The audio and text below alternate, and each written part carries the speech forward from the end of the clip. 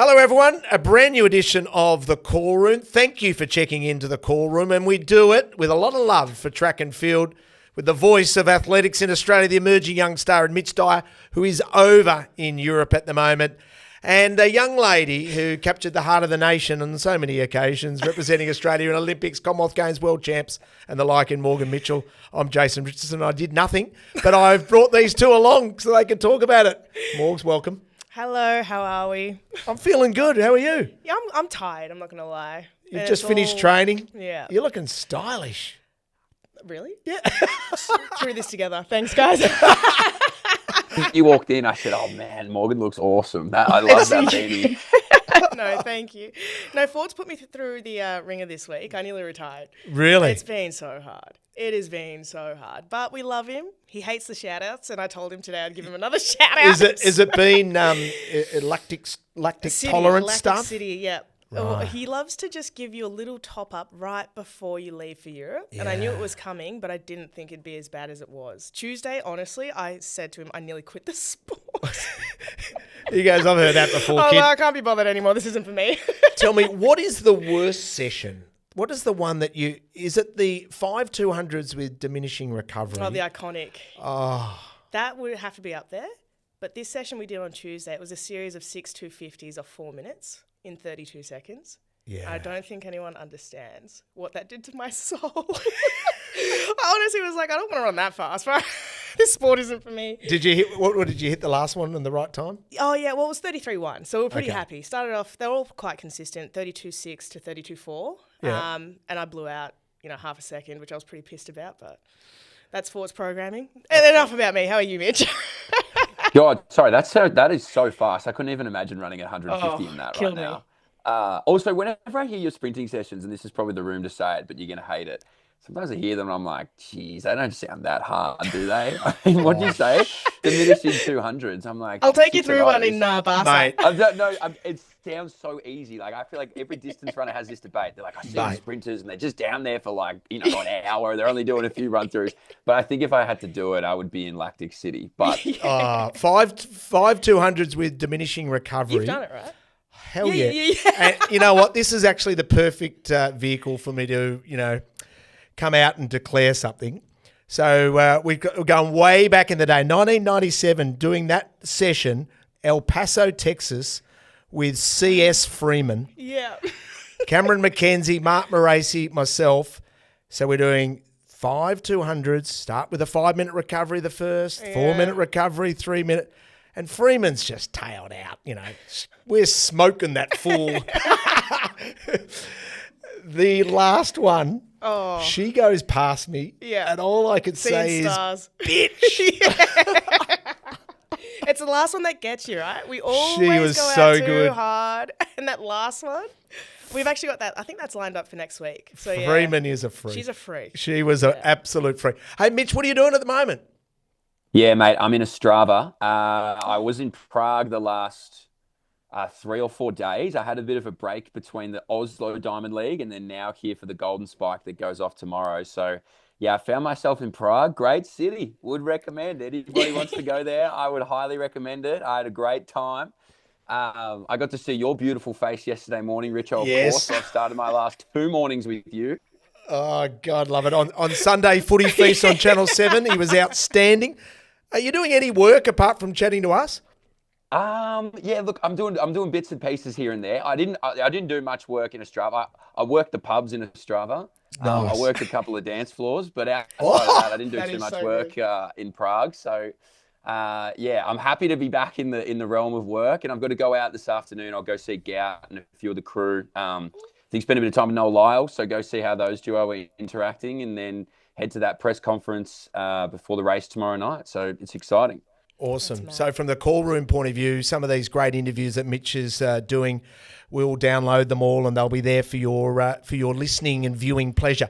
Can I give you some results? And I know, an apology again to you, Morgan. You were right because we put it to our audience, the big 4 kits, and we had a poll and the poll results came in. But a disclaimer, we had Puma, Nike, On and Adidas on one grid because you can only get 4. Yeah. And then we got a message from Sarah Carley who said, hang on, what about Oh, ASICS? bless her. Bless you, Sarah. So then we had ASICS and New Balance Yep. up against each other. But I'm going to say, with due respect to New Balance and with ASICS, the big four that we put up, the Hang big on, four. pause. No, I didn't say it. No, you didn't say, but they were the four that I originally proposed. Yeah. So 39% of the audience went for Puma. Come on. I've got the two-piece coming. Shout out Jen Gregson. Shout I'm so out. excited. Yep. Nike 22% on 20, and shows what good a judge I was. I went Adidas. They were last 18% from our audience. 18. Why? I'm not shocked. I thought, Yeah. I messaged the group through the week, to be fair, and I wanted to clarify my Nike call because they're running two kits. So Yeah. one of their kits with the hard yellow, gross. Now the kit with a little bit of orange, I don't mind it. I saw it a bit in Oslo. I was like, geez, I made the wrong call here. But Yeah. I'll put my hand up on that one. There is two kits, and this is for real track and field fans. Go and jump on the Instagram of Tara Davis-Woodall and Those are Masai nice. Russell. They're standing next to each other. Yeah. The kit that Masai Russell's wearing is the light yellow Nike kit. That's the one that Mitch is giving a tick to. Tara's wearing the darker one with the, what's that? How did you describe those patterns on the top? Oh, it's like It's like blotching or... Yeah, no, God, now my brain it's just like we blame everything on baby brain. Oh, baby. Gee, Here we- graphic, what was it called? What did I call it? I don't know, whatever. You sounded so smart, whatever you were doing. Oh, that's gone out the window. I Anyway- had that fizzy graphic. There's a word Yeah. for it and I can't think So right that now. one was the one on the left. That's what Yeah. Tara's wearing. And so Pixelated. Mitch, thank you. So Mitch was negative pixelated, positive what Masai Russell's wearing. So there you go. The ASICS versus New Balance was 51% ASICS, 49 Wow. New Balance. Close, okay. Very close Yeah. indeed. So there you go. There's a little update. So that's what we've been doing. But here's the big one. I'm going to ask you each and every week, who do you love? All right, I'll take it away. Go. I don't even know her, but I love her. You don't have to, we don't know any of these people. Hayley Kitching. Oh my God, what a run. I woke up this morning just so happy. What a Just so little happy for her. megastar. It's number 2. Is she now She- second on the all-time list? Number 3 Third. all-time Yeah. Australian. But keep in mind, she ran faster than Athingmo's No, yeah. collegiate so number record. 2 NCAA. In NCAA. Yeah, that's what's insane. And her kick? Are you joking? So yeah, shout out Hayley Kitching. Yeah, well That done. was awesome. Yeah, who do you love? Hayley Kitching, Yeah. Penn State. And also, Mitch, and you've seen her, time and time again. What I love about her is her progression, a really talented junior, took up the offer to go to Penn State. But she runs in the cross country. I watched all the NCAA stuff. She runs NCAA Div 1 cross country. She comes 100 and something, but does it because I need to get in the yards, I do the tough yards, represent the school. And the end result is what we saw. What did she run, Mitch? 157 point. 0.6. Yeah, it's crazy. I mean, the other cool thing for her is she was one of those athletes, you remember, that lived at that 2-minute mark for so long. Just couldn't quite get under that 2-minute barrier. I don't know whether it was that World Indoor Final this year or there's like a new level of confidence that's unlocked within her because to jump from that to, I mean, she ran 59, now 57. That's crazy stuff. And to your point, Morgan, she was humming down that home was straight. so I mean, good to the see. whole NCAA meet this year was cooked. I don't know if you've looked at the times across the Oh my board and what God. everyone was doing. We got world records, collegiate records, like world best, crazy what's happening in college at the moment. Just silly. And it's going to be really interesting to see some of those athletes like the men's and the women's 100. No, the men's 100 Nigerian. So do they run in the Commonwealth Games? Does Hodges, who from Georgia, who ran that really fast time and then got beaten in the 1, but then ran, 21.6 in the 200. She's British Virgin Islands. Does she Yeah. run in the Commonwealth Games? God. There's so many Commonwealth countries, even in that 800 metres, the winner is from Gambia. Oh, really? So is she allowed to represent them? Wonder, yeah. Will they be going to the Commonwealth Games? Mitch, I'm giving you some homework here, man. Yeah, I'll do some research. 'Cause thank it's you. interesting even on this, on this circuit, it does come up quite a bit of these Commonwealth countries asking whether they're going to the Commonwealth Games. I reckon I heard Dream Richard say he thinks he's gonna go. I've heard a lot of athletes say that they have a desire to do it just because it's like outside of the ultimates. there's this period of time where it's like, well, there's going to be Europeans or Commonwealth Games, or I'm either doing a block of training or I'm going to go. I reckon the NCAA athletes might be the same, and for a lot of them, it could be their first team. So why not go to the Commonwealth Games? Like, it could be loaded. Will the Commonwealth Games pay appearance fees? I think at Birmingham, Elaine Thompson-Herah, it was treated like a track that like they incentivised her to be there. She won the 1-2 double. And she's announced that she's going to go back, and it'd be fantastic for her to be running there at Com Games. I mean, it's just awesome. Mitch, who do you love? Yeah, everyone would expect me to go down the distance line of Kai Robinson, but I'm gonna stay away. I'm gonna broaden my horizons. I'm gonna stay in the NCAA. Give me a little bit of Eddie Nikita. Give me what Big Eddie was doing over there. I mean, this guy. So we're so hyper fixated in our sprinting at the moment, of course. So we should be. Eddie might be one of the most ready-made stars in sprinting that we've got in Australia. Like, he ran 9.95, unfortunately, plus 2.2. And then what he run? 21.12, like two-time All-American in the sprints. I don't know if we've had an Australian be a two-time All-American in the sprints before. Oh my God, I'm obsessed with him. I love him. I love Big Eddie and the way that he runs, and he's kind of everywhere, but he's giving it everything. And he's running how I would imagine I'd sprint in my dreams if I was trying to get away from something. Just all out, no real rhyme or reason. I love him. I think, and he's getting more attention, but he deserves a hell of a lot more. I don't know what he does now after this. Has he come to Europe? I know he's not doing comms, but geez, that Australian record, you'd be so nervous, because he's been doing it all year long. So Eddie is my man. I was big on him. And what a story for Eddie, of course. I'm that old. I ran against his dad, Gus. Really? Who was New Zealand and then Australia. There was umming and ahhing whether he was mainly New Zealand, but then Eddie would have basically bred in Australia, raised in Australia, but then had that New Zealand link. Mm-hmm. So he ran for Australia, then went to New Zealand. He ran second in the stall gift off 0.5 of a metre about 3 years ago. They were worried they couldn't fit him in the lanes, those ropes, because he's a massive man, Big Eddie. Big boy. Big boy. He's huge. He ran second and then took up a scholarship. For those that don't know, he took up a scholarship not for track and field at University of Hawaii. It was for football. He wanted to become a wide receiver or a running back in football. Things didn't pan out that way. And then USC say, hey, we think he should come back to track and field. USC then brought him in. They've got an unbelievable sprint program run by Quincy Watts, the Olympic champion over 400 metres in Barcelona in 1992. So now he's back in track and field, and then he says, you know what? I love it. I'm going back to Australia. It's awesome. That's awesome. It's a lot to love. Yeah, we're so lucky. Yeah, we're so lucky to have him. Hey, can I also add in who we love? I'm loving our social media athletes. Yeah. What we see, and Morgan, you were before your time, kid. What we're seeing through all of our athletes posting, I want to be in St. Moritz right now because all I'm seeing from our Aussie athletes is how amazing that looks. We saw Mia Gross sprinting using the Meta glasses, so you could see all of the workouts, all of that stuff.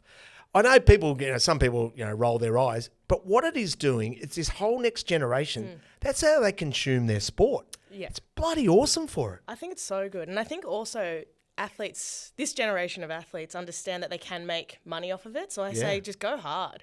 Be unapologetic because you just don't know what opportunities, especially when you're in St. Moritz. Bloody hell. What a gift to be there. Yeah, God, it doesn't look terrible, does it? And there's so many Aussies up there too, I agree. Just get it out there. And that's what you want to see. Half the time I'm more interested in the behind the scenes. I know what I'm going to see on race day. It's on television. I don't need to watch that back. But yeah, I love it. Mia's probably the best personality for it too. She's so happy and bubbly and oh my God. 24/7. She's a perfect person to watch. Yeah. Her TikToks, etc., they're exhausting. But they're bloody good. In the best way, yeah. So just keep leaning in, Mia, and all the other athletes that are doing it. Damn awesome. Hey, our very special guest is about to arrive in the studio. It's Tom Reynolds. Well, it gives us an absolute pleasure here on the call room to call into a young gun who was part of a world relay team that got a bronze medal in the 4x400. His name is Tom Reynolds. Tom, welcome to the call room, mate. No, thank you. Thank you guys for having me. Yeah, I really appreciate it. Absolute pleasure to have you here. And it's also great to have a medalist at the World Championships. What was Botswana like? Oh, it was unreal. We're so lucky we get to go on all these trips with some of your best mates, and we're all so close. And we just have the best time. And it was a really nice way to end the trip. And yeah, I was just super proud of all the boys' and live efforts, really. Yeah. So humble, I love it.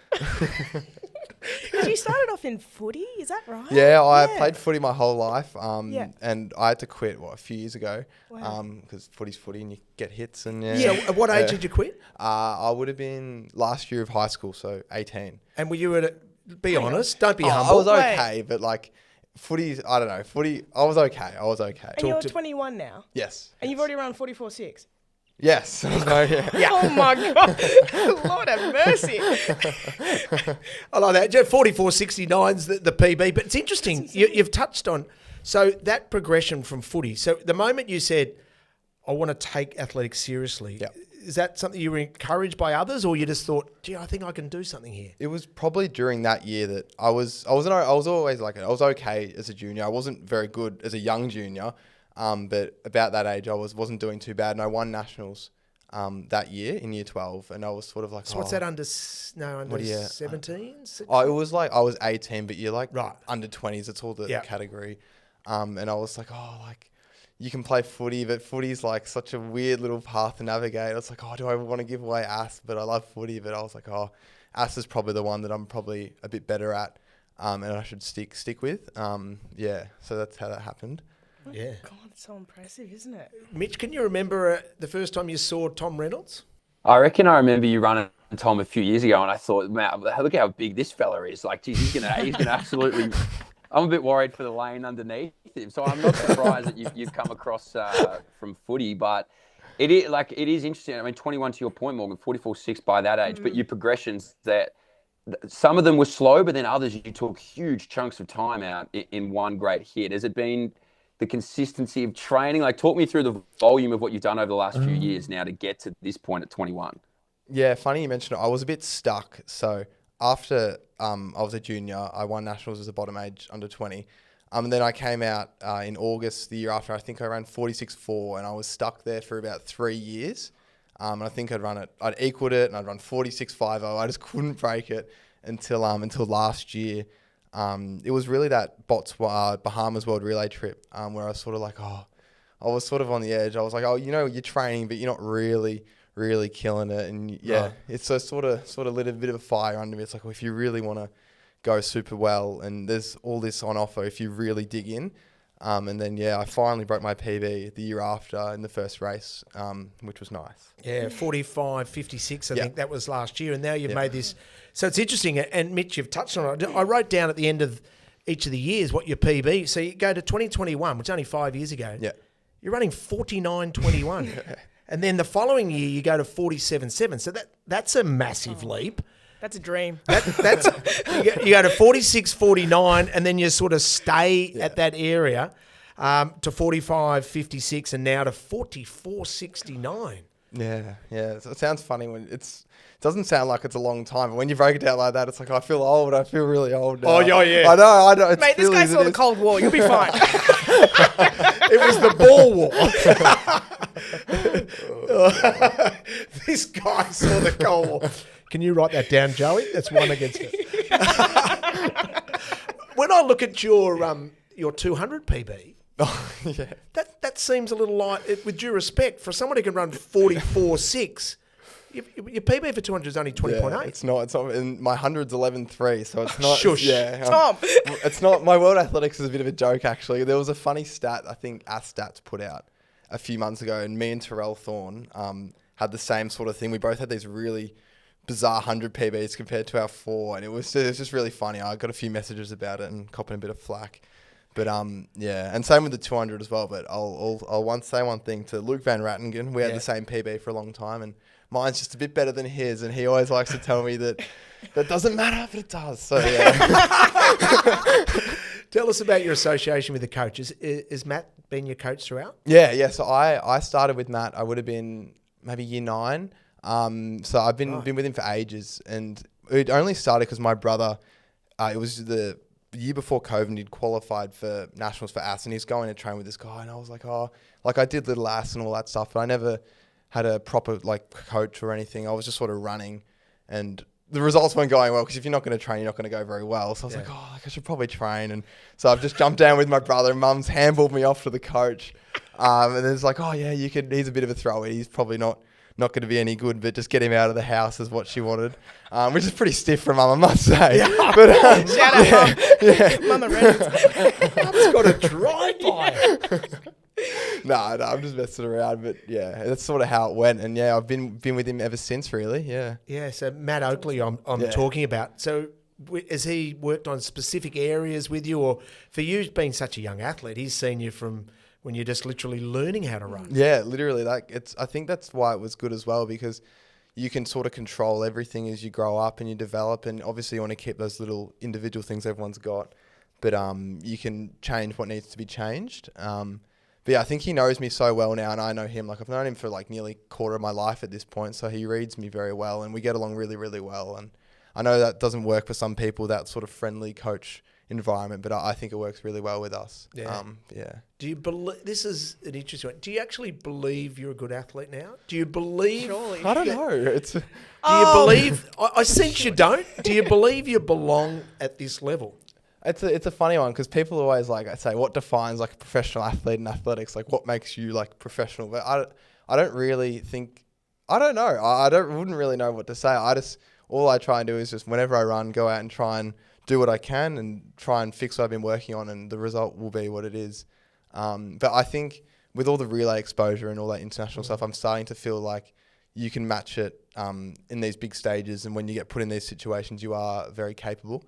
But yeah, I don't want to get too far ahead, but just try and keeping on with what's going on at the moment, I suppose. Yeah. So chill. What is next? Are you gonna go to Europe? Are you gonna try and race a 200 or 100? What's? Oh, I wish. No, the coach holds me back from the 200s. I've done one in about 3 years. Oh, really? Yeah. So shout out to Matt. We I need know. to address this. Let me Don't worry. in. No, I think early in next year at AV, I reckon I'll do a few shorter things, hopefully. At AV. Yeah, at AV. Well, I think that's the plan. Got to get faster for the 4. So Yeah. hopefully he lets me at it. But he always jokes that he's going to make me run the 100 at AV, where the scores don't go on World Athletics, so the PBs don't officially count. What if you run? Yeah, I know. His first sub 10 run. run. Oh, okay. Down I at wish. Nunawading. Maybe with a plus 15 tailwind, I'd run sub 10. But he always messes around with me with that stuff. So have you been sitting watching Diamond Leagues at the moment thinking, I want to get over there? Yeah, I mean, it's crazy, because you look at the 400 depth in the world at the moment, it's ridiculous. Like,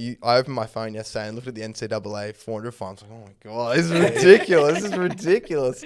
Like, what are you meant to do? But, I mean, things like that would just, I suppose it's just a byproduct of running fast and, getting the results, I suppose. But yeah, of course.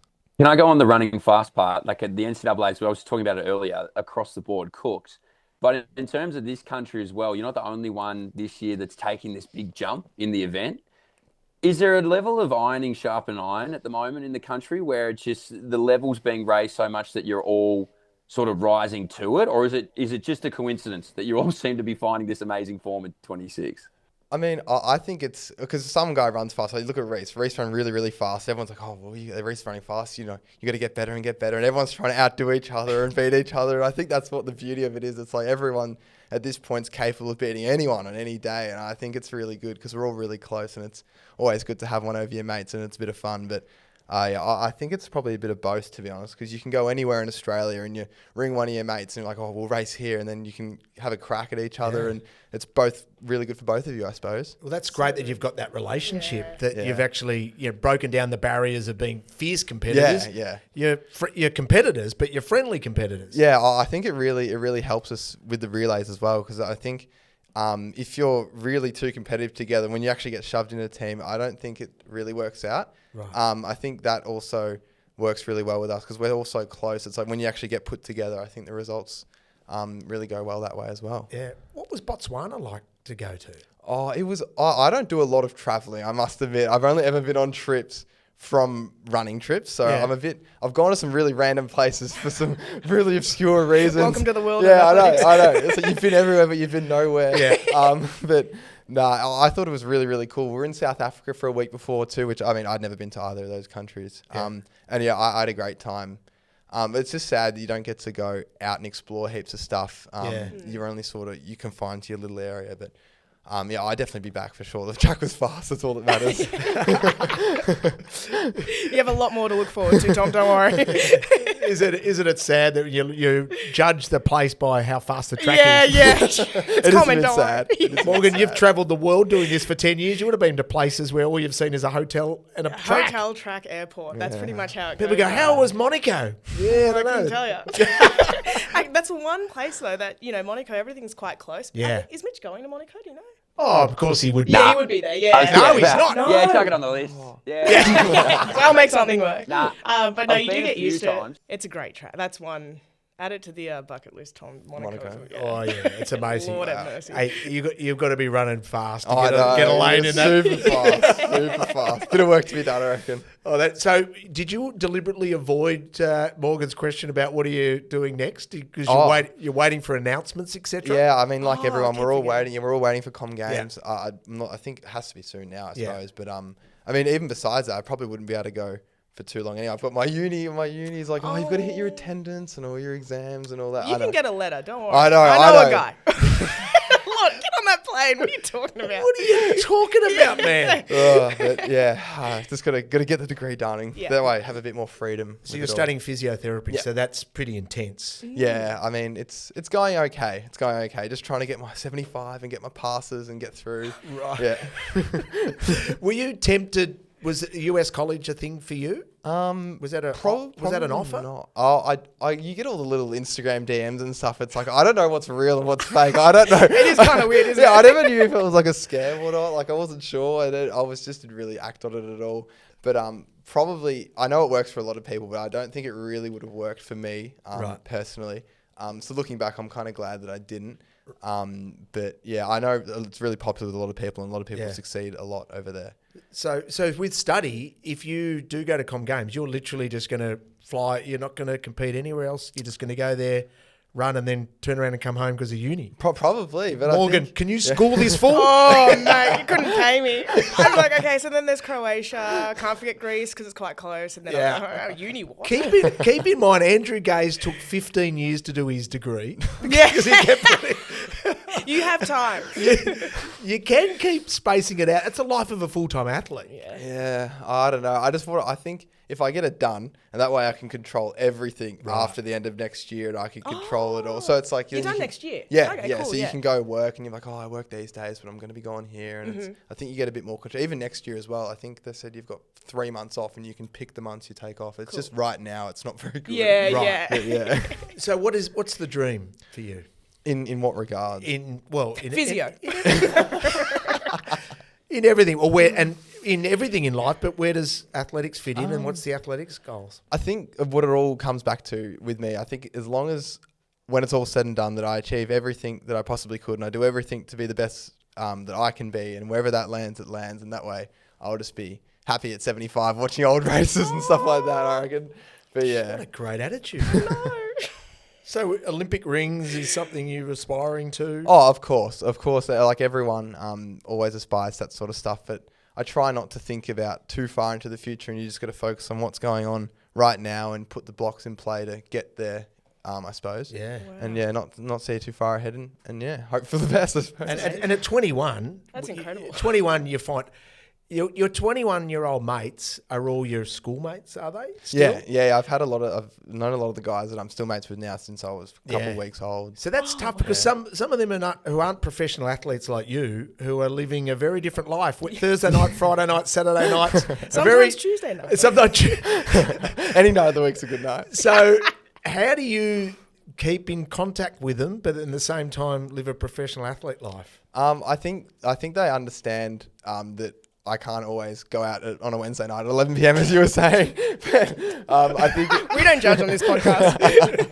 but I think it's just about finding a balance. That I mean, like even tonight, like they're all coming over to my house for dinner and just things like that. You still try and keep in touch with those people every couple of weeks. And yeah, like I mean, I hold them really like I love those guys, and you want to keep them in your life, and you don't want it to ruin those social connections as well. But it's also you're probably not going to be able to see them as much as you used to be able to. With everything going on, and I think they understand that as well. That is fantastic. What are the areas that you need to really improve on? Like you and Matt, are you working on specific things at the moment? I think the long-term plan, it's funny you bought up my 200 PB. I know it is bad, but I think... It's not bad. I mean, it's 20.8. It's exceptional, but when you've run 44.6, it doesn't really add up. It doesn't feel right. Especially with all the fast twos in Australia. Oh, my God.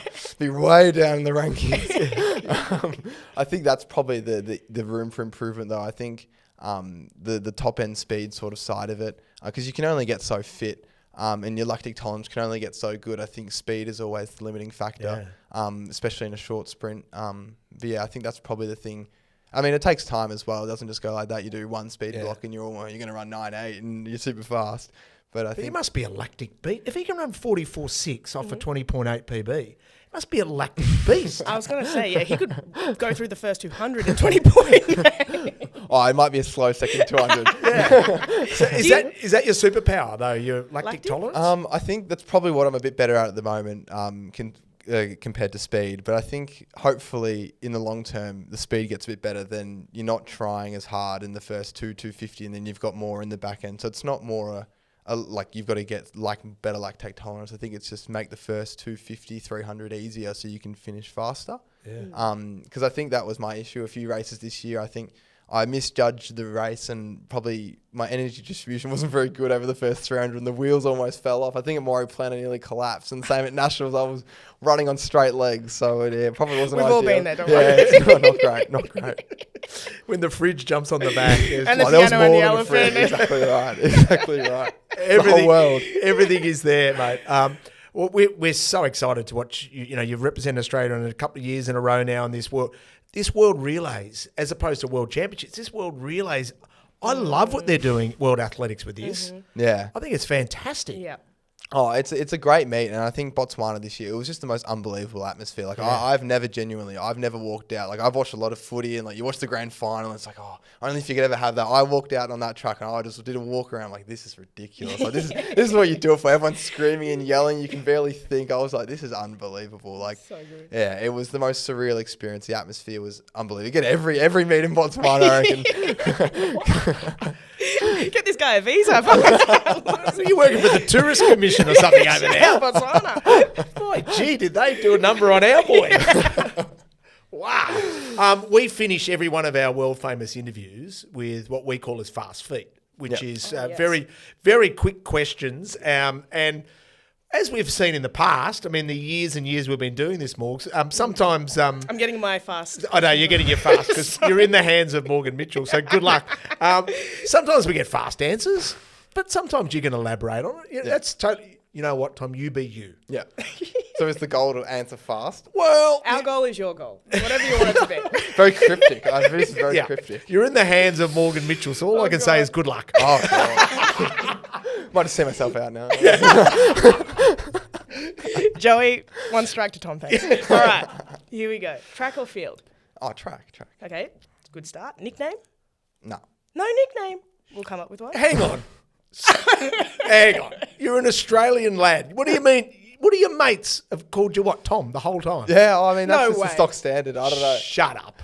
Be honest. I mean, me and Cooper Sherman have these funny things where we think of really stupid names for a lot, and we just like switch people's first name and their last name and just blend it together. It's just really stupid. So that we've got funny names like that. That's what we do. So they're not very they don't mean anything. So you're Rom Tennells. Yes, that's exactly right. That's exactly I right. was still trying to work that out. I was like, That's exactly right. Right. So you don't have a nickname. No. Well, you know what? There's a very famous jockey called Malcolm Johnson, and he gave himself the nickname Miracle because he said, "Don't give yourself a bad nickname." Oh, so I think you've got to take it from me. Don't do That's that. shocking. That is shocking. That's give shocking. yourself a good nickname. Oh, that's shocking. That's shocking. All right. What is your coffee order? Long black or espresso. Oh yeah, Rate one or the that. other. Yeah. Yes, you are going to love Europe. Yeah. Sponsors? No.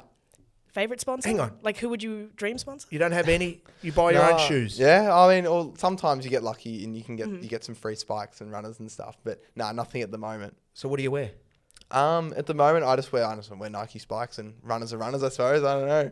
You're so chill. I love it. So I really low. hope you break the world record. I'm just going to put that out there. Give this guy a 42. Imagine it. He'll break the world. He'll break the world record. I've just got shoes on my feet. No, some sponsor will go. And he goes, don't pay me. Just give me a pair of shoes. I'll be right. Do you have a dream sponsor? I don't know. I mean, everyone always loves Nike, but I mean, honestly, anyone, I don't mind. He's like, free stuff's good stuff. Yeah, it's so hard out there. Like, it's really tough. So Yeah. yeah. All right, so you're flying Melbourne to London with the Aussie track team. Who's your dream person to sit next to and your nightmare? My dream person. Oh, can I have two? Yeah. Have Or as three. many You as can have a you dream and then a nightmare. A nightmare. Oh. Okay, go with the dream. I don't want to hurt anyone's feelings. Shut the dream. Oh, the dream. I'd love to. Sherman and Luke or Aiden, any of those three guys, Yeah. like play Switch, play games, have a chat, walk around, whatever. We're loving them. Easy. Nightmare. We'll bleep it out, but you can tell us. Anyone that just talks a lot. And I mean, there's a lot of people that talk. I mean, I talk a lot. But I'm in my own head. probably myself. I reckon. A lot of people would say me, for sure. A lot of people think I'm incredibly annoying, and it's just because I take the piss out of everyone. But I love it. Um, That is so funny. it's actually funny. Like Ellie Beer, Mia, they love talking. They're always very enthusiastic, and it's quite funny. We saw. Funny story. We're getting our credit Botswana. It's the first time I've ever seen Mia Gross tired. She was just sitting on the couch, like just lying over on the phone. I was like, oh my God, like Mia's tired. This is ridiculous. I've never seen this before. That is. Next time that happens, can you video that? Because no one's ever Yeah. seen it. I know. So like, she always tells me. I asked her once. She was like, "Oh, I'm just high on life." I'm like, "You do you, man. That's great. I'm happy for you. Like, that's great." That is unbelievable. Oh, your pre-competition meal. It's pretty tragic. It's just pancakes because, as you know, you got to have your bicarb and you got to have all your carbs.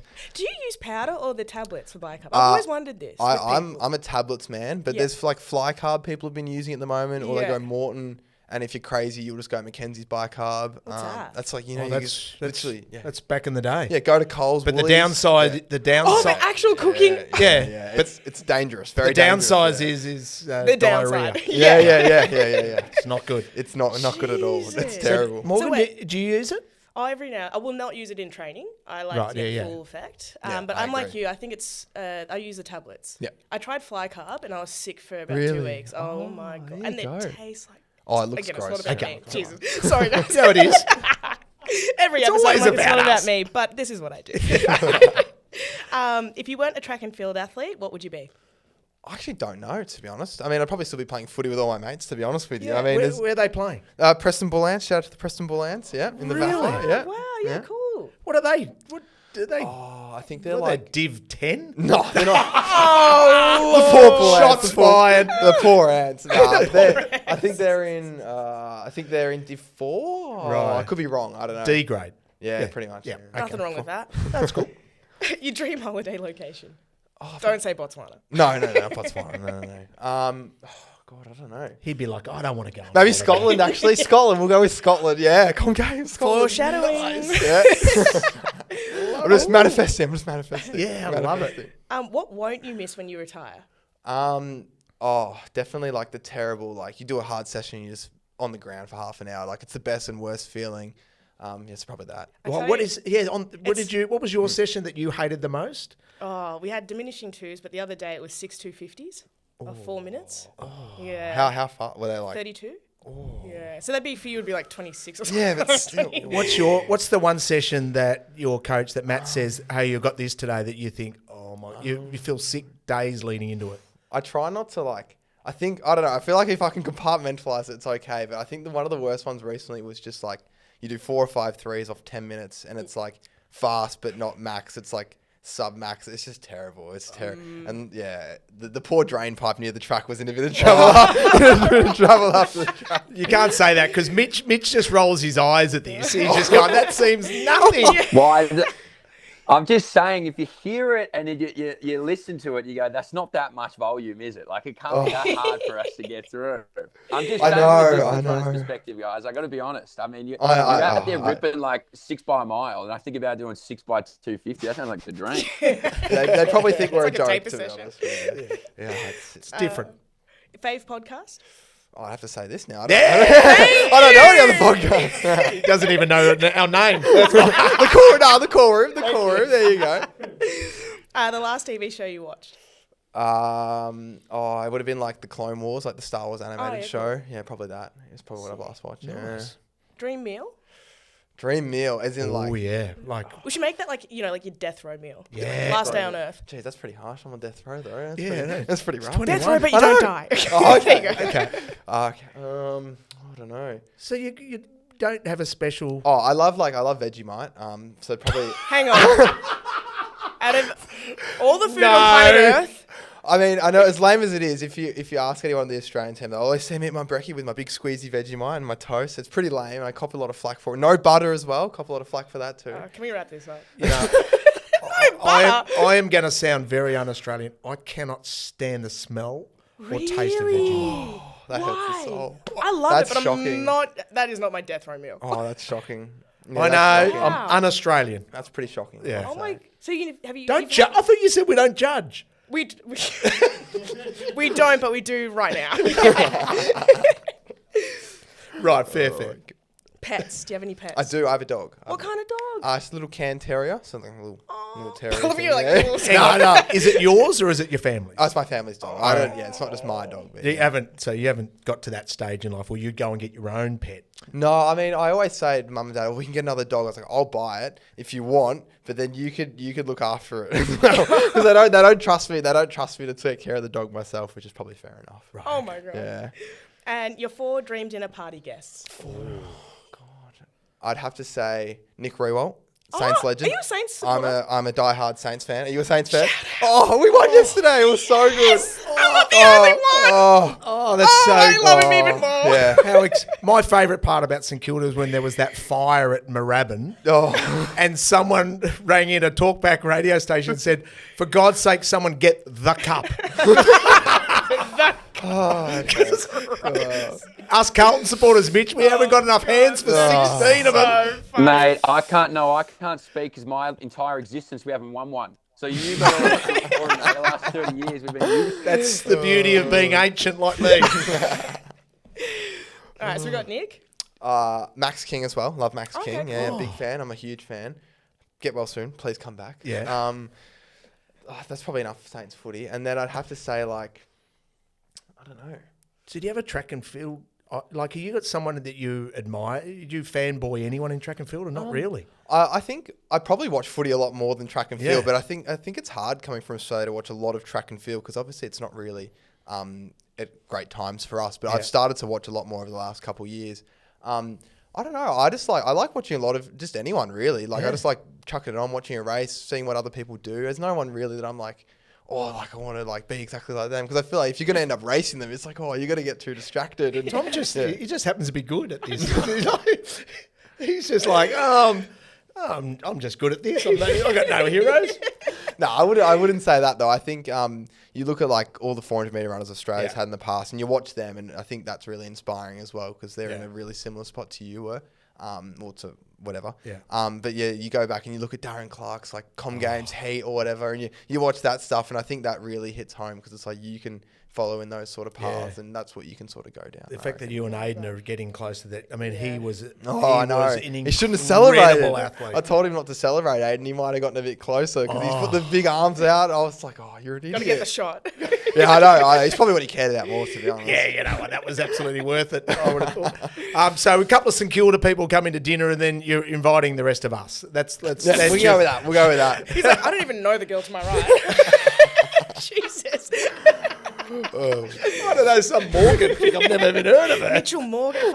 Michelle Too Morgan? many. I don't know. Never trust anyone with 2 first That's names. true. There you go. 2 first boy names. That's Oh, well, he's got Reynolds too. There's a few Reynolds out there. Is First that names. that's not a first name? There is. Oh, There's a Reynolds. That's shocking. That's shocking. There Anyone is. who's got that first name, I feel bad. That's shocking.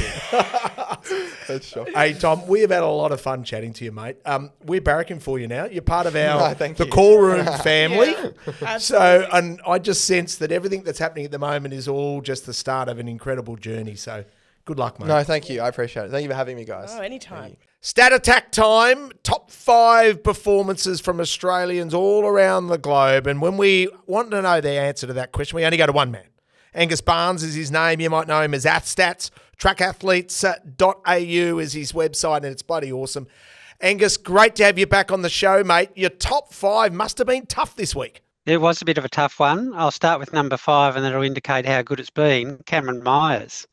So if he's at number 5, imagine the people above him. Yeah. But third in the Oslo Dream Mile. It was all about the win, really, racing for the win, but his time was less than a second off the shared national mile record he's got with Ollie Hoare. And he's now got 4 of the fastest mile times run by an Australian. So he finished fastest in the last 100 metres in the field, but admitted after the race that he didn't get his positioning right during the race. So watch out for Cam next time he races, I think, which I think is going to be the Paris Diamond League. He was very, very frustrated with his performance, and straight after his performance, Mitch was there to catch up with him. I don't think I could have ran a worse race if I tried. My first question to you was going to be different type of cam race that we've seen, but clearly not intentional. Well, I had natives going onto my outside and Jake on my inside, who were both pretty quick starters. And I was thinking, native probably goes to the front thereabouts and I can latch on. And I got a terrible start out there. I don't know. I probably got clipped a few times, and that's my fault, to be fair. But then I just couldn't work my way up. Like, I'd go on the rail wouldn't open up, so I had to kind of wait, try to go wide. That wasn't really working. In the end, I think I went real wide around like the bends I shouldn't have gone. I think. And I was up the back straight. I felt good, and I just couldn't make a move. Because it was like 3 wide. Were you too boxed in? I literally just couldn't move. And I decided I'd stick it to the inside, down the rail, turn to go, and then the straight happens and nowhere opens up. I'm thinking, what the fuck do I do? 3:48's becoming sort of easy for me to run, which is a good sign. But it's just frustrating to not execute how you want to execute, and that's more disappointing than a time or a place or whatever. So Number 4. Going to the NCAA, and a shout out to all the Australians who made the finals. There were sort of 11 of them. I mean, this is just a high quality meet, as we saw with world records being broken and, 5th best time in the world. So seriously, a great effort to just get to the finals. But we had 2 absolute stars there, Eddie and Kedia. I don't think there's ever been an Australian in a sprint final in the NCAA championships. I could be wrong, but I couldn't find one. So he obviously transferred across to Australia in December last year, and he's been blitzing it. So in the 100-metre final, he got 5th, ran another time under 10 seconds, his 5th time under 10 seconds, but each of them's been wind assisted, and this one was only plus 2.2. So he'll get there soon, I think. And then in the 200 metres, he got 6th and ran 20.19 wind legal, and that's his PB as well. So what a fantastic effort from Eddie. Yeah, he's a Trojan, so all the Trojan fans will be saying fight on for Eddie. So he's in at number 4. Good nomination. What about 3? Hayley Kitching. What an amazing race this is. Hayley went through the first 400 metres in 56.3, which is pretty quick, but she was coming second last. A phenomenal race, and she had to work her way through the field and then still managed to get a massive 1.5 second PB and was under the old collegiate record, but just happened to be behind the winner, who also broke Ating Mu's collegiate record. She becomes the 3rd fastest Australian ever, and it's also the best performance by an Australian at the NCAA in an outdoor 800 metres, behind Zoe Buckman's 4th in 2009. And interestingly, the Tasmanian Ryan Foster made the men's final in 2009 in the 800, and he's now Hayley's coach at Penn University, which has also recruited another quality Aussie, being Daniel Williams. So there's a good cohort there. Taissa Buchanan's there as well, and Ada Rand as well, are all at Penn State. So after the event, Sidious Mag and many other organisations were there to ask Hayley to her reflections on silver at the NCAAs. Yeah, well, I got out and I was like, wow, there's a lot more girls here than I thought there was going to be. I kind of gone into it thinking that I was going to be towards the front, so I was kind of just staying patient, even though I knew I wasn't in the best spot. And then with 200 to go, I heard Coach Foster yelling at me, have a crack, and I felt good, so I just ran down that last 2, and I'm super stoked with that. Yeah, you're under the old NCAA record. You finished second. So what are the feelings then? Oh, awesome. I mean, I've been knowing that I could do that for a while now. Training's been going really well, and I just haven't had the opportunity to be in a fast race like that, and to come here and do it with all these girls, it's super fun. So that's a pretty epic top 3. Number 2? Number 2, so we have Curtis Marshall again. Look, another windy conditions when he did the pole vault in Oslo, and perhaps all his training days in Perth have set him well for the windy pole vaults. And there was no Duplantis in this field, but he still managed to beat the second highest pole vaulter in history in Emmanuel Corrales. He's the first man whose name is not Amon Duplantis to have won back-to-back wins in the Diamond League pole vault since August 2019, when Sam Kendricks did it. So that's an amazing effort back-to-back in the pole vault for 2 Diamond Leagues. And he's doing it all with a moustache. So once he shaves that off, you can imagine he'll go 6'10" once that heavy bad boy gets off the top of his lip. What about number 1? All right, so number 1, we have Kai Robinson. Broke the 5,000 metres Australian and area record, running 12:50.82 for the 5,000 metres in the Diamond League at Oslo. That's the 5th oldest Australian men's track record on the books, and it's sat there for almost 22 years, and Kai just goes ahead and smashes it by 5 seconds. Unbelievable. It also goes with his 26:57 10,000 metre record he set earlier in the year in February. And as Tim at Inside Athletics highlighted, Robinson becomes the first Australian to hold both the 5 and 10,000 metre records since Rod Clark. Wow. Now, interestingly, Kai goes in the 2 miles race at Prefontaine in early July, and that's the last Craig Mottram track record. A very good one at 8:03, so it'll be interesting to see how Kai goes against that. Yeah, he's taken down a big name and taken a big name off the Australian record books, Craig Mottram, and of course Mitch was there in Oslo to chat to him after his great performance. It's just like immediately after the race, so my first thoughts that I could have won that on a different day, but I mean, to go out there, to be unhappy with 12:50 and like a national record's a pretty good standard I've set myself, so yeah, I think 2 weeks ago, I was probably the fittest shape I've ever been in. Then Dathan said, find the pack, stay with it, and don't be afraid to take it with 2K to go when the pacer steps out. And it felt like it was slowing up even before the pacers dropped out. So I was thinking, hey, I feel good. I want to run a quick time. Like, sure, winning races is all that matters, but at the same time, this isn't the final goal of the year. So it's just a stepping stone. I'm willing to use this as one of those points of reflection to get better and refine what I need to refine. Angus, what a top 5. So we launch into next week. We've got a Strava coming up and some other meets, and looking forward to your assessment of the top 5 for next week. Yeah, look forward to it. Rec running time with our man with credentials, Joe Pignataro. I'm not sure about these credentials. They're average credentials, but they're still credentials because you're getting ready for Gold Coast Marathon. You've had a setback with an injury. You've got a pair of shoes that had a bloody high tilt or something. What did you wear? So I wore a brand new pair of Sauconys or Sauconys, depending on how you read the name of these shoes. That I love them. I've done them for the last 3 years, been running around in them. Yeah. 8 weeks ago, I put on a new pair to go from a long run. Woke up the next morning, thought I'd snap my Achilles in half, but it turns out it's a low tib strain. Right. A tendon injury, which has really set me back even though I'm 3 weeks away from running. So how long have you been cross-training? Have you been on the elliptical, though? 2 months. No, I haven't actually gone anywhere near that thing. I'm not sure about it. Pay me. To be honest, I'm just not sure about it. But I've it's been a shocking preparation. Well, Gold Coast Marathon, you will still do us proud. Absolutely. Don't worry about that. What's happening in the rec running world? Well, I want to talk about a page that has got a lot of advertisement and on Instagram, a lot of prominence. Thank you. It is called the Official Unofficial Time Integrity Unit Instagram page.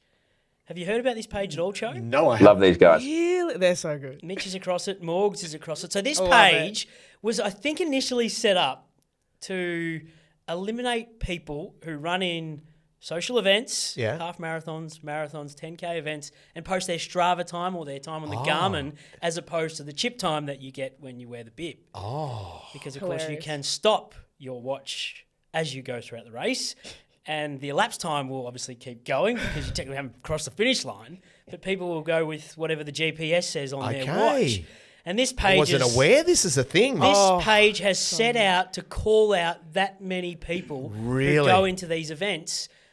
Particularly, I think it's around the ones who promote themselves as online coaches online fitness influencers that you're promoting, for example. So it's Strava doping. It's Strava doping.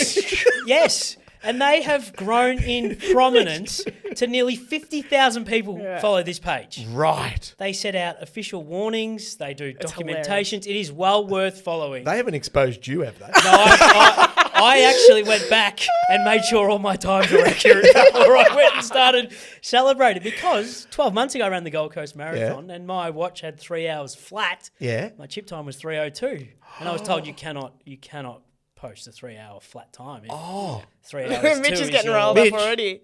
No, you cannot. That's a sin. You know what? This is new age stuff as well. Can I just say? I don't know nobody that's been in running for a long time that would ever use what their watch has to say. It always comes from the chip time. It has to be.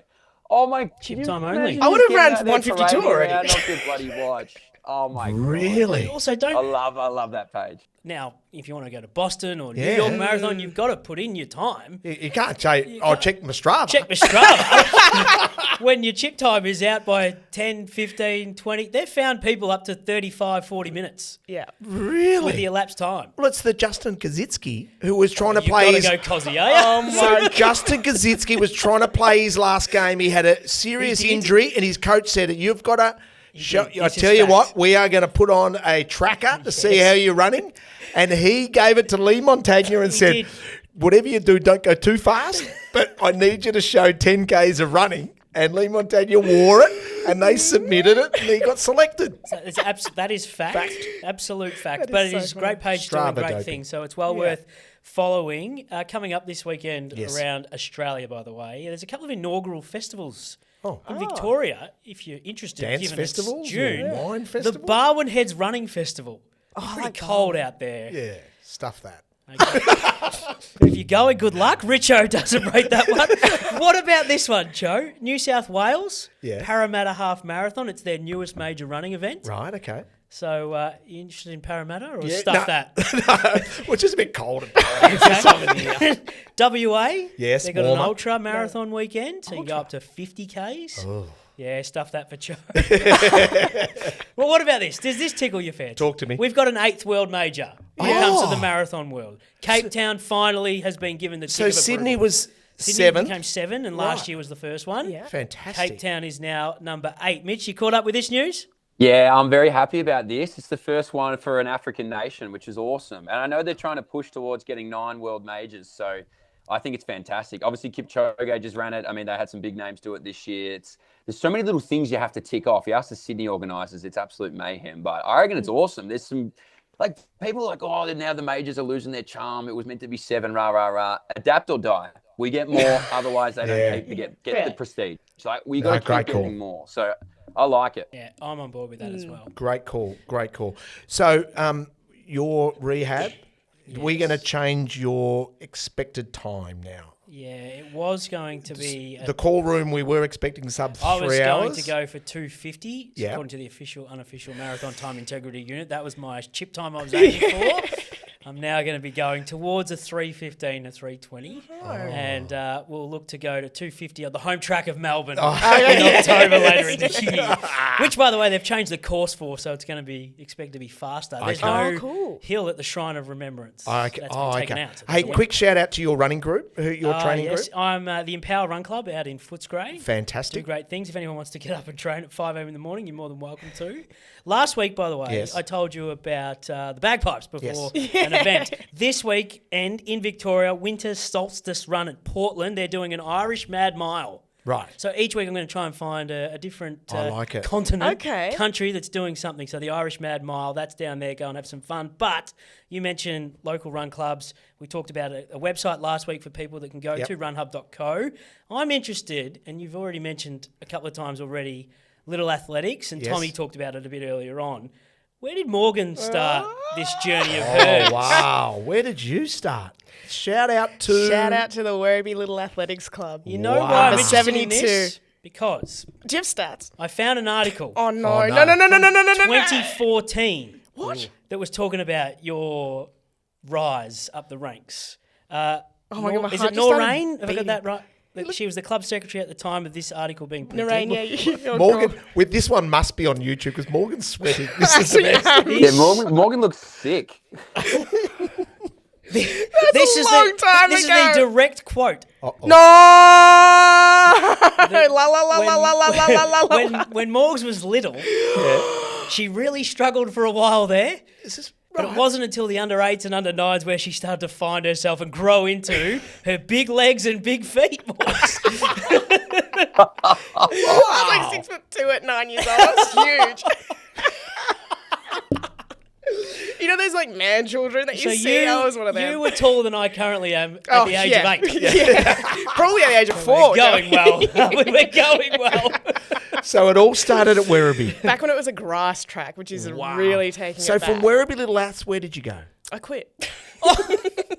That's not what he was looking for. No, After you quit? I took a break for a bit and then I went to Western Aths. And I'm still part of the Western Athletic Club. Yeah. Shout out Peter Burke, my first coach. So that's Western Aths, blue, Navy, red and yellow. Yeah. And the thing I love is not only obviously they're an elite athletics club, but they also really do a very good job at introducing, non-runners or people who've never ran before to athletics. Right. And they've got this really good community family feel. And I don't know, even now at this point in my career, they've always found a way to support me and I'm so grateful for them. Good. So, yeah, shout out to the Western Athletic Club. And it's a long way from Brighton though, isn't it? Well, I'm telling you, Peter Burke, my first coach said, Morgan, I know I won't be able to coach you anymore, but please don't leave the club. And honestly, if I did, I would die. Yeah. I actually think he'd know.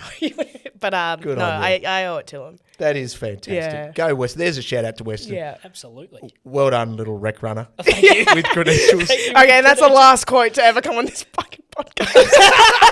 I'm actually sweating. I didn't know what, because 2014, Morgan, I had bright blonde bleached Do we have hair. to bleep out the F-bomb or we just leave that in? You can leave that Let one it in so roll. you know how serious I am. Leave that bad boy in. I got a new segment next. Hey, team, I was trying to think of a name for us to have a segment whereby we sort of air some dirty laundry or say, pick something in track and field that annoys us a little bit that we think should get better. Joey. Digging up dirt on me. There you go. There's mine. Next. So I was thinking of a name for it. I don't want to call it Joey. So I just thought maybe in track and field, everyone starts there, whatever event you do, you start in your flats and then you just warm up. And then when you take your flats off, it's time to get serious. Yeah. So I'm going to say, take off your flats, time to get serious, World Athletics. I find it infuriating that I watch every Diamond League and I do not know the sound of the voice of Faith Kipyegon. I do not know the voice and the stories of any of our athletes because we don't interview them. We run a race, we show replay after replay, and then we go to another event. Every Diamond League. Mitch Dyer's at Oslo, give him a bloody microphone, someone, and in between each and every event, do what we do in Melbourne and talk to the athletes. Yeah. Are they worried about the accents? Are they worried about language barrier? That must be the only thing because it can't be time because we saw that in Oslo. They would show hit the finish line, then they'd have replay. They would have full results list. Here's your flowers. Pause, watch flowers, next event. Yeah. I'm saying replay, results, lower frame, inbox, Mitch, anyone, person, interview, Faith Kipyegon, and let's talk to her. How's she been? What's been happening? Tell us the story. Yeah. We've got to make the heroes of our sport, we've got to educate the audience as to their background, to their stories, the highs, the lows, the ups, the downs. Every other sport in the world is trying to get closer and closer. Look at the AFL. We now have all of our opening scenes on Channel 7 is on the ground. Yeah. Our post-match is in the rooms so we can talk to the athletes. In track and field, we refuse to talk to the heroes of our sport, and it infuriates me. I actually, as soon as you said I've never heard Faith's voice, I was like, me neither. But you would think, honestly, that would be the first thing they do. First thing. And I couldn't think of anyone better than... Well, Mitch is there. The guy on the big screen. Mitch is there, but there's plenty of other people in the media who are there. Give them a microphone. Abby Caldwell, won a Diamond League in the 1,500 metres, an Australian, very rare. Didn't hear her interviewed. Yeah. Curtis Marshall. We get to hear it on the calling room through Mitch interviewing once they get to the mix zone. Mm-hmm. It's infuriating as a sport. How do we grow this sport when young athletes who are watching it can't resonate with their heroes because they don't even know what their voice sounds like? They can't hear their stories. It's so simple. It is. But it's also so hard because you got me at a good time, Joey. And then now I'm getting really heated. No, I think it's so funny because there are so many athletes always complaining that athletics needs a change. We need to do something. We need our stories heard. And it's like, does it get to the point where we're just like, okay, let's just cull world athletics and start again? Bold move. Bold move. No, but like, if you're not going to listen, then what do you do with the people that aren't listening? I don't understand I don't think it's a time constraint issue. No, it's not. They've got 2-hour window. Yeah. For the Diamond League coverage, and we watch it now through YouTube on Age of Sports live stream.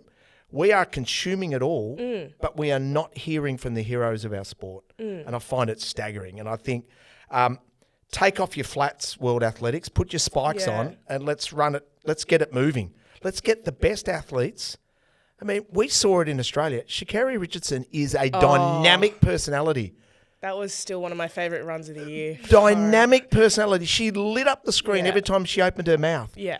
And in World Athletics, we don't hear from her. It's staggering. Yeah. And I think even just to brief all of the athletes on the start line in the call room, like, okay, look, top 1, 2, 3, you're probably going to get interviewed. So just be aware. Correct. And I know athletes would be willing to talk to the camera. Well, we see it at the Australian Championships. We do it on Channel 7 because we demand to do it. Yeah. And, you know, I interviewed Claudia Hollingsworth straight after she won in controversial circumstances. She's feeling uneasy. I walk over to Jess Hull, who's so kind with her time, interrupts other interviews she's doing, and the athletes are up for it. Yeah. The media talent's all there. Everyone, which is even more wild. Like, they're ready to go. The media talent's there. The athletes are available for it. World Athletics, put on your spikes, man. Take off your flats. Wait, on that, can I just say, being in there, like being in the media zone for it, so there's 2 things to it, right? One, the Americans have it. So the rights to the Diamond League have been bought by FlowTrack over in the US. Yep. They have a direct feed onto the Diamond League circuit where they'll actually interview the athletes. So there's no one else, no other feed in the world has it other than FlowTrack. So they've decided, like listening to you guys and listening to this whole narrative, that like we need to hear from the athletes. Correct. They're the only ones that do it. And then when they walk off the track, because I agree with you, they walk off the track, the first person the athletes speak to is the Diamond League rep. So they have a media person literally on the track doing the interviews. The only way you can access those interviews is if you have a media accreditation. And that's how like Australian athletics and governing bodies and like if it's not me there for Australian athletics, they can get that through that. But that's the only way. So you're sitting in the crowd. So at the Maury plant meet, when I was working for 7, we would also turn on the mic for the crowd. So the crowd is hearing from Claudia Hollingsworth and Georgia Hunter-Bell, and that sort of puts a full stop on the story that they've just seen evolve, described perfectly by Bruce McAvaney and Tamsin, and then you hear from the athletes, and then you move on to the next event. Yeah. It's for the crowd, but also people sitting at home. So you actually know what's going on and what they're thinking.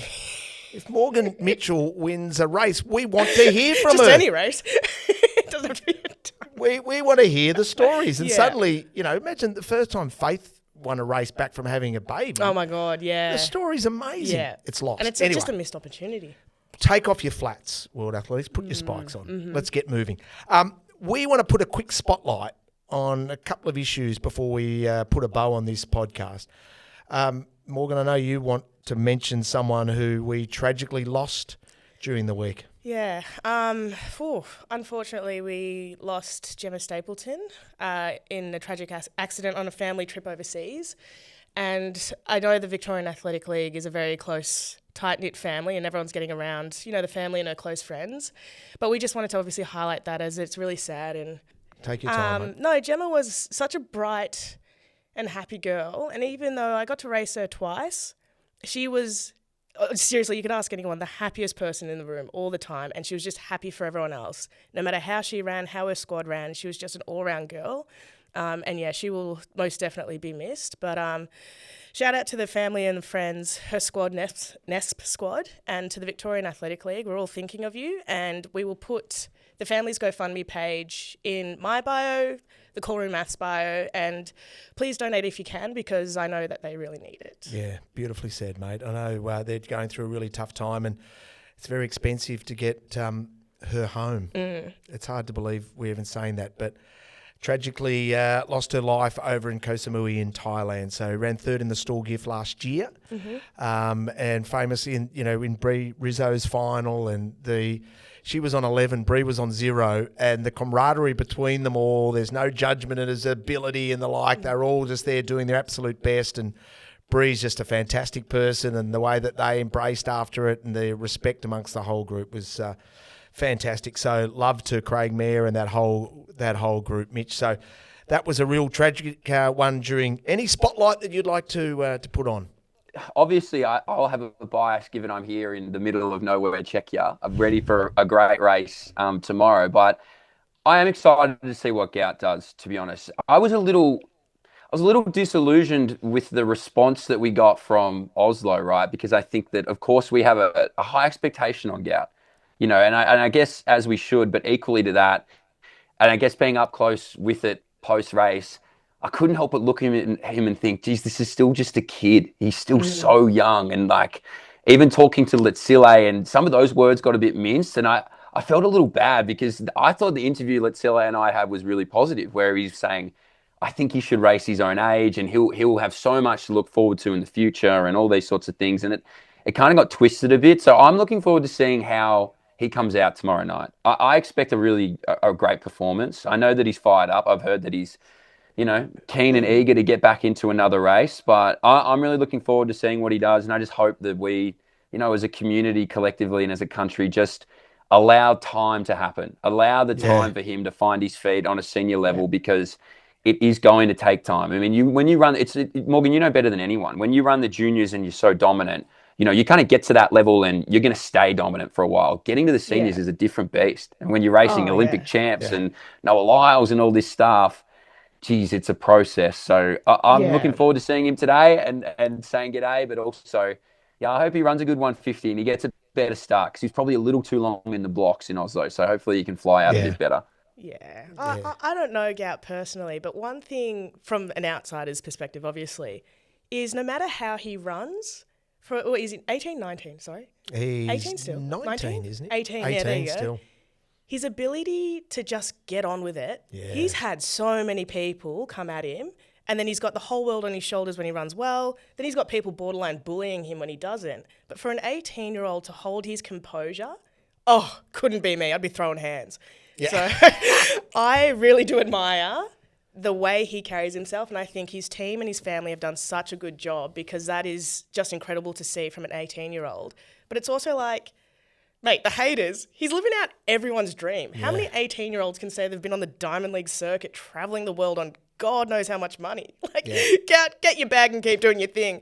Far out. Yeah, that's right. I just want to see him just showcase. I mean, he was a little flat. He'd be the first to admit he ran 20.6. He's run 19.6. Yeah. He knows that it's not his real stuff, but his first run off the plane, he was probably nervous, probably a bit flat. Yeah, and the good thing is he'll bounce out of it and he'll learn a lot. He's probably got another, 15 years in the sport? Yeah, exactly. He's got time. He'll be fine.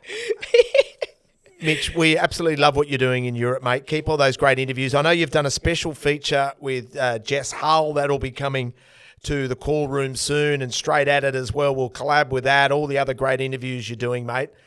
Keep charging. Morgan's about to come and see you. Mate, how good. Good luck. How many races do you have there? At the moment, 5. So 3 400s, back to back to back to back. So it's the 28th, the 1st, the 4th, the 7th, and the 12th. Yeah. And what's the goal?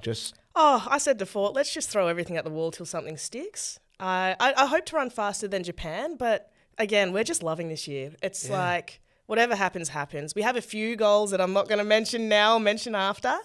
And then I come home, we get back into winter, and hopefully a really strong 2027 season. So, and getting back on the circuit must be like, you'll be seeing old people. Mate. I'm saying old. No, no. Old mates that you've been Yeah. racing against. For a long time. I mean, like, I remember one of my first races in Switzerland, I was rooming with Gabby Thomas. So even if I get to see her back on the circuits, it's like, sis! Yeah.